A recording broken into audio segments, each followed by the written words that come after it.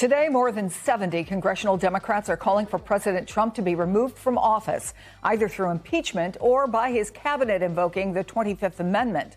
More than a quarter of congressional Democrats are questioning Trump's mental fitness after he threatened that Iran's whole civilization will die. And while reaction from sitting Republican lawmakers has been muted, Senator Lisa Murkowski issued a statement saying Trump's threat cannot be excused. So, Michael, where are we in this debate over Trump's fitness, and has the ceasefire announcement changed anything? Listen, I've covered Washington politics for many years, but honestly, this situation feels completely unbelievable. More than 70 Democratic lawmakers in Congress are now reportedly calling for Donald Trump to be removed from office, either through impeachment or by using the 25th Amendment. They are questioning his mental fitness after his controversial threat about wiping out Iran's entire civilization. The entire country could be taken out in one night, and that night might be tomorrow night. We're giving them till tomorrow, 8 o'clock Eastern Time, and after that, they're going to have no bridges, they're going to have no power plants, Stone Age. And now the situation has gone even further. Some lawmakers are no longer talking only about removal from office. Reports say they are openly demanding that Trump be arrested immediately, even while he is still serving as president. What we're watching right now feels like total constitutional chaos unfolding in real time. I'll also tell you how President Donald Trump has announced a ceasefire with Iran, claiming a complete victory. But this announcement has done very little to silence the growing calls from the Democrats for his removal. More than 85 Democrat lawmakers have now called for President Trump to be impeached or removed via the 25th Amendment. And most of these calls were triggered by Trump's threat to bomb Iran and end a whole civilization. That's the post he put out yesterday. Lawmakers Sri Thanedar and Jasmine Crockett sent letters to Vice President J.D. Vance and the cabinet asking to remove Trump by invoking the 25th Amendment to the Constitution. Representative John Larson, on the other hand, introduced articles of impeachment against Trump. However, just before the end of the deadline to act on his threat, Donald Trump announced the 2-week truce with Iran. But several House Democrats made clear their calls for Trump's removal still stand despite disagreement. Look, what first started as discussions about impeachment and removal has now crossed into much more serious territory. In all my years covering politics in Washington, I honestly can't remember seeing anything quite like this. Democrats are no longer focusing only on impeachment or the possibility of using the 25th Amendment. According to reports, some are now pushing for the most extreme step possible, calling for Trump to be arrested while he is still inside the Oval Office. And according to many critics, the ceasefire announcement did not calm things down at all. In fact, they argue it actually made the situation even worse. Trump's own statements and threats pushed this story far beyond a normal political fight and into what many lawmakers are now describing as a constitutional emergency. And here's the reality of what's happening in Washington right now. The conversation is no longer simply about whether Trump should leave office someday. Critics say lawmakers are now debating how they could remove him immediately. Let me say this very clearly. What we are witnessing is no longer ordinary political criticism.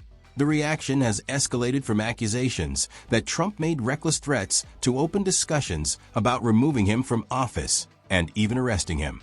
The language coming from some lawmakers has shifted far beyond impeachment and into something much more serious and dramatic. Over 30 congressional Democrats are calling on the cabinet to remove President Donald Trump from office over his threats to escalate the war in Iran and target civilian infrastructure. The calls come after Trump wrote on Truth Social Tuesday that Iran's, quote, whole civilization will die tonight, never to be brought back again if Tehran doesn't agree to a deal with the United States. Democrats say that the threat, if carried out, amounts to a war crime that would punish the people of Iran for actions of its government. The 25th Amendment allows for a president to transfer power voluntarily if they're unable to perform the duties of their office. War crime. That is not a phrase lawmakers usually use casually. Critics argue Trump did not simply threaten military action. They claim he threatened the destruction of an entire civilization. And now, according to reports, some Democrats are treating those comments as a serious threat not only internationally, but also to America's constitutional system itself. At this point, Critics say the debate is no longer just about policy disagreements or political strategy. They argue the conversation has become focused on whether Trump is mentally and emotionally fit to remain in office. The president says Iran must agree, quote, to the complete, immediate, and safe opening of the Strait of Hormuz. Going on to write, if that happens, he'll, quote, suspend bombing and attack of Iran for a period of 2 weeks. U.S. Representative Jim McGovern writing, quote, so he'll stop bombing Iran in order to reopen the Strait of Hormuz, which was open before he started bombing Iran. Got it.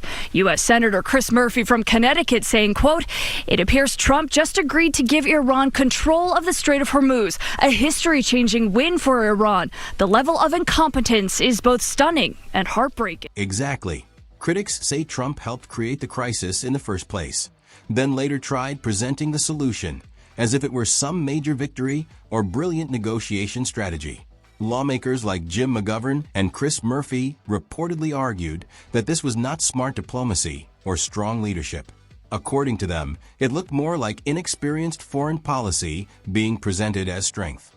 And many critics believe the most surprising part is that Trump genuinely seems to think these actions make him appear tougher and more powerful to the public. Minutes after Trump's announcement, Congresswoman Alexandria Ocasio-Cortez renewed her calls for Trump to be impeached, saying that the Republican president's announcement on a temporary ceasefire changes nothing. She's claimed that President has threatened a genocide and that he must be removed from office, whether by his cabinet or the Congress. Others echoed her sentiments as well. Lawmakers Melanie Stansberry wrote, and I quote, just because the president announces he's agreed to a 2-week ceasefire moments before he threatened to commit war crimes does not mean he's suddenly fit to serve. Senator Ed Markey, meanwhile, welcomed the ceasefire but added that Trump cannot simply threaten war crimes. He urged the Congress to get back in session now to stop this war and remove Donald. Washington is entering dangerous political territory as criticism of Donald Trump grows louder, not just from Democrats, but from within the Republican Party itself, after controversial rhetoric surrounding Iran and escalating global tensions. Some lawmakers and political insiders are openly questioning whether Trump should remain in office. Senator Lisa Murkowski publicly condemned Trump's statements, calling them reckless and harmful to American values.